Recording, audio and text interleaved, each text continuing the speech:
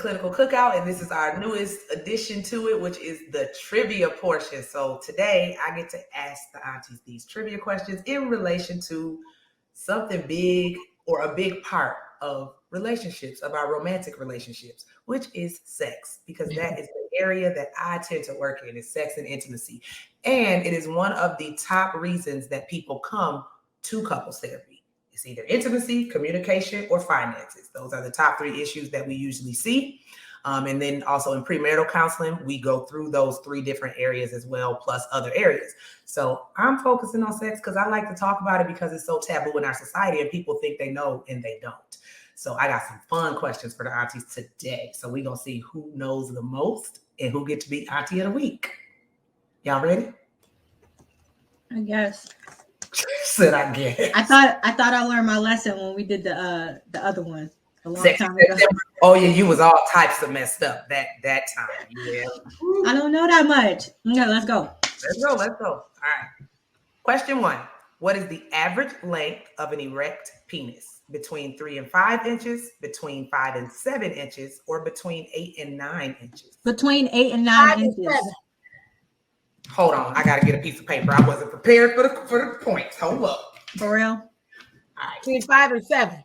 Okay, so Suge said 5, 7. Between 8 and 9.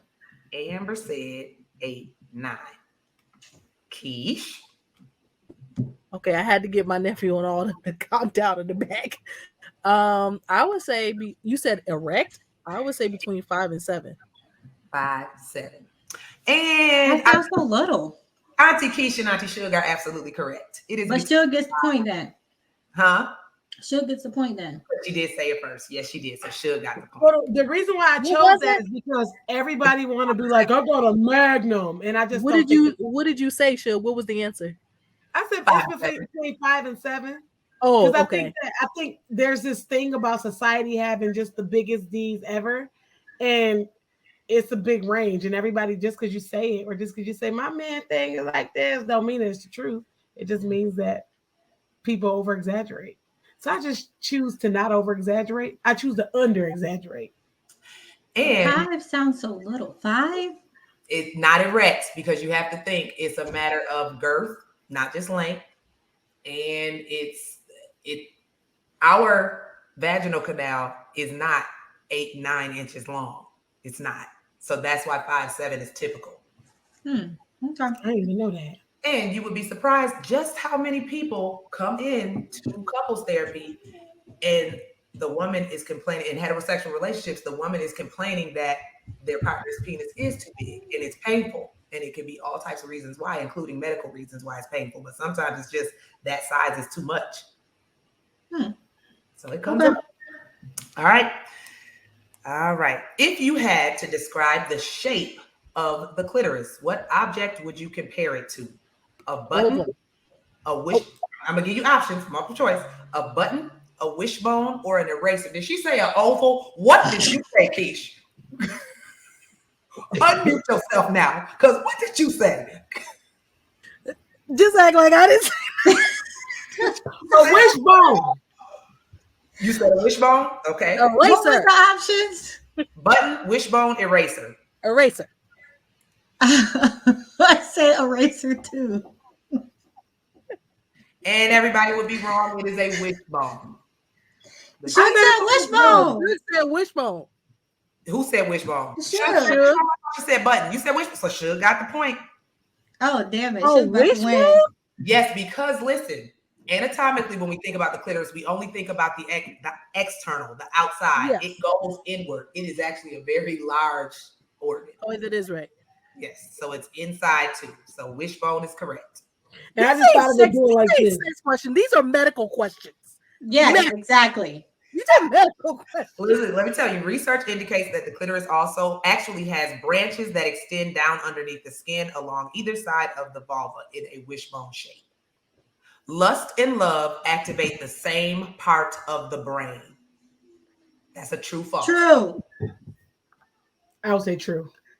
I'll say true as well. False. They do not. They activate two separate parts of the brain. Lust triggers parts of the brain that control pleasurable feelings associated with sex and food, but love triggers parts of the brain associated with habits. So love is a habit.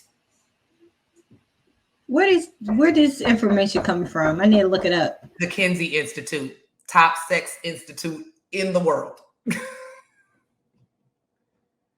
I was gonna say false at first because I was thinking of dopamine coming from lust and love coming from more the oxytocin, which are two different neurotransmitters. But I guess I just, when you said parts of the brain, I'm like, okay, maybe that's from the same parts of the brain, but they're two different neurotransmitters.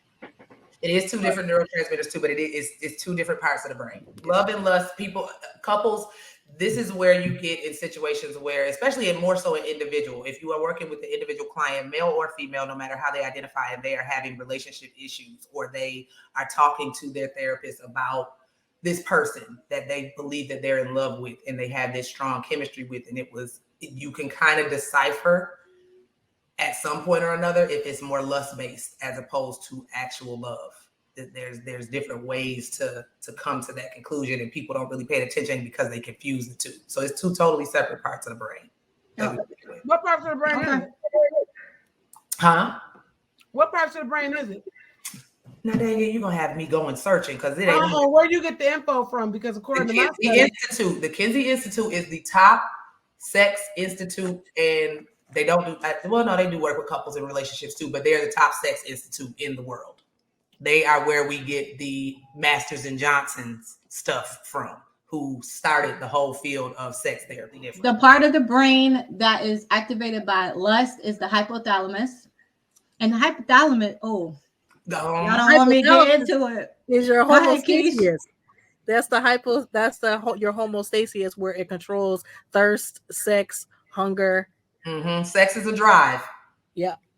Mm-hmm. And the part of the brain that is triggered by love is also the hypothalamus. It's two different parts. That's what I thought. And so the reason why that's what I thought is because when I did this class, I do the couples classes, and they always say that it's the same part of the brain. It's not actually. Oh, damn it. It's the same part of the brain, but it sounds like there's a different function or a different neurotransmitter, maybe something like that, like a different chemical. Hold on. Funny thing, I did a video on this not too long ago. Because wouldn't it be dopamine if it was lust? And yeah, would it be oxytocin? Let me see. Or that's serotonin. We gotta fact check this real quick. Hold on. Dopamine. So I'm gonna pull up the video I did. Yeah, because remember, whenever you have sex, the dopamine levels go crazy. And they go more crazy in a woman than they do in a man. But at the same time, the love feeds your dopamine also. But wouldn't that be oxytocin? It's actually the same. It's the same for both, because both love and lust are related to romantic love and sexual desire, and that triggers the same neurotransmitters: dopamine, oxytocin, and vasopressin. Okay, so then it triggers all. Okay. Mm-hmm. Hold on. And they are also primitive behaviors, which is why they're activated by the hypothalamus. Correct. That makes sense. Mm-hmm. But when you talk about habits, I think about the hippocampus, only because that's where your learning and memory is at. That's the only place that I would think that if it came out of habit, right? Because procedural memory is steps that you don't have to learn, you just do them because they're automatically, you know what I mean? So hippocampus would be the only other place that I would think this would come from. Hold on. But remember that the dopamine pathways, they pass through several different parts of the brain. So it's not just the hypothalamus. It does go through the hippocampus and some other, like the nucleus something. I only noticed from that damn test. Yes, that. It goes through that too. So maybe love is just like a deeper, I don't know. Hold on, here we go. But it sounds like they're activated by the same part of the brain. Maybe the pathway is different. All right, nobody got the point. All right. So this one is something that comes up a lot for women, and they struggle with anxiety behind it. Tell me the percentage of women who have never orgasmed, and women who have this situation, it's not medical based. It's not because they have some type of medical condition. This is the percentage of women who have never actually had an orgasm, and they come into therapy worried about it. They have shame. They don't know if something's wrong with them. They have anxiety. What's the 72%. 80. Lord. Continue. 63%. Continue. I was gonna say 80. Um, Who was all closer? Who was just all closer? the women. The answer is 47%. 47. Oh, that ain't bad. Hell, the way these women be complaining on social media, you think that none of them. I think Suge was closer because Suge said 60 something percent. I said 63. She was closest. So She yes. did the part. So I do get a lot of women that it's not even about like the sexual partner. So society has jacked us up with sex. Yes. Because they make you think that it's this every show somebody's booty is in the air. And so they make you think that sex is just like, oh my God, sex. And a lot of people got stuff to do. Can't anybody be laying on their back all day? And so when people go lay down to go have sex, people, you already got anxiety. You've been a mother all day, so you don't have time to be. I'm serious. No, I'm really trying to not laugh. I'm trying to let you talk. No, Go. it's the booty in the air. It's People the got booty stuff in to the do. air. I got shit to do. It is. They think they make you think it's booty in the air all the time, but booty is not always in the air. And you ain't on your back all day. Nobody has time to flat back all day. Like these kids gotta eat. Stop saying stuff. Now you just said flat back, and now I'm not. No, wait, just stop. They do. No, Like, but wait, seriously. On a serious note, the reason I think why I picked the I dumbbells much higher. She wasn't done Oh, yet. you still going after flat back? yes. After flat back, and remember was like, it's over. No, nobody has time to flat back all day. Like I gotta cook, I gotta clean. And then if I'm a person that really likes my space clean and is not clean, now I have anxiety. I gotta work, and at the end of the day, I'm mother freaking tired, and so I don't have time to like perform. And I get a lot of that in my therapy sessions. People are like, I'm tired, and you get men, and they're like, she ain't doing nothing. She ain't busting it wide open. I don't have time to bust it wide open. You know why? Because I'm tired. And maybe if you would have cooked when I came home, then I wouldn't have to be like, oh dang, I gotta get home and I gotta go cook. And then after serving everybody all day and after serving on this job, now I gotta please you. People be tired. So tiresome, anxiety, and when you depressed, it does mess with your sex drive. Okay, I'm done. Go ahead, Amber. I agree. No, I was gonna say too that I think my number was much higher because I had this experience earlier on, mainly because I didn't really know what I liked or what would get me there. But also it was a mental block. Like I had a hard time with trusting people. And so that was a big part of it. So that did play into my mental health for a while because I felt like something was wrong with me. If it's not a medical condition, the doctor's like, you all good, you healthy. What the hell is wrong with me? Like, why can't this happen to me and everybody else over here hyped up because, they orgasm in every 5 minutes, even though they could have been exaggerating. But that's probably why I felt like more people experience it than is actually the truth. People do exaggerate, and also porn gives a very unrealistic idea, which is why we like it's not to shame porn. If you watch porn, that's fine, but understand, especially for younger people, when you get teenagers, when you start watching porn at younger ages, you get a skewed view of what sex actually is and what it's supposed to be, because it's not like what you see in movies and in porn and on TV. So for women particularly, the mental health issues they come in with behind, lack of orgasm or not knowing what they like, it stems from, one, girls are often taught you have to save it, you have to wait, you wait till marriage, whether religious affiliated or not, girls are often taught that. So now if I'm told to wait and hold off, I haven't even discovered myself yet. So I don't know anything about me. I don't know what pleases me. But to speak to what Auntie Suge was saying, other than being tired, the biggest complaint that you get in couples therapy is women are not Little Caesar's pizza. They're not hot and ready. You have to actually get that woman there. And if you are not starting everything before you enter the bedroom, her mind is not there. You can't just expect a woman to just turn on. Like foreplay for us starts in the morning. That's what a lot of therapists will tell their couples. Foreplay starts in the morning. Send your girlfriend or your wife or whoever sexy text, or say something nice, or do something nice for her, or clean up so that when she get there, she ain't got to do it. Like, those things actually matter to a lot of women. Not all women. It just depends on sex drive and libido. But for the most part, that plays a part. So women are out here thinking things are wrong with them and showing up with anxiety and depression to therapy when it's not them. I just want to say it's interesting that the auntie who didn't want to do this is getting all the questions right. I just want to throw that out there. Because I know a lot about sex. I just don't want to talk about booty in the air all the time. I just be like, I mean, and flat backing, yo.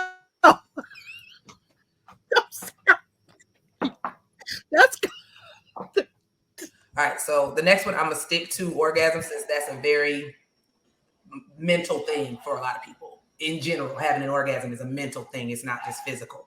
So, fun question. Wearing socks during sex can increase your chances of having an orgasm. True or false? yes. True. False. Should said true first, and it is true. It is true. According to a study by the University, it said That's why men be. That's. I never bet you mind. it's because you be warm. Like, it's got something to do with warmth, don't it? couples were 30% more likely to orgasm due to warmer feet. Yes. the way Well, my that's why men uh-uh. be doing that. Huh? That's why men be orgasming all the time, because they It be might having be. the socks on with the Gucci slides. Who got socks on with Gucci socks? You know what? Marcus. Marcus. I'm calling Marcus. Marcus, Gucci down to the socks. Why did I think of that? Why did I think of that? Gucci down to the socks. Okay. Okay. Last one. Oh. So we know that STIs and pregnancy also play a role in our mental health. When women get pregnant, it plays a role in how we feel and our mental health. If you are afraid of contracting an STI, or you have an STI, that affects your mental health. So how effective are condoms at preventing pregnancy and STI transmission? 90%, 98%, or 99.9%? 98. 98. Keish said 98 first. What did you say, Shug? 98. Keish got the point. It is 98, but Keish got the point. Can I get on the board, Alicia? You took all. And you got on the board. You definitely got on the board at the end there. But on the board. Unfortunately, Auntie Shug is again. No, she hasn't been. She lost to you that first week, Keish. You was first. So this is our Shug's first Auntie of the week. Man, I was robbed that first week. No, You you were weren't. absolutely not robbed. No, you weren't. We played fair and square.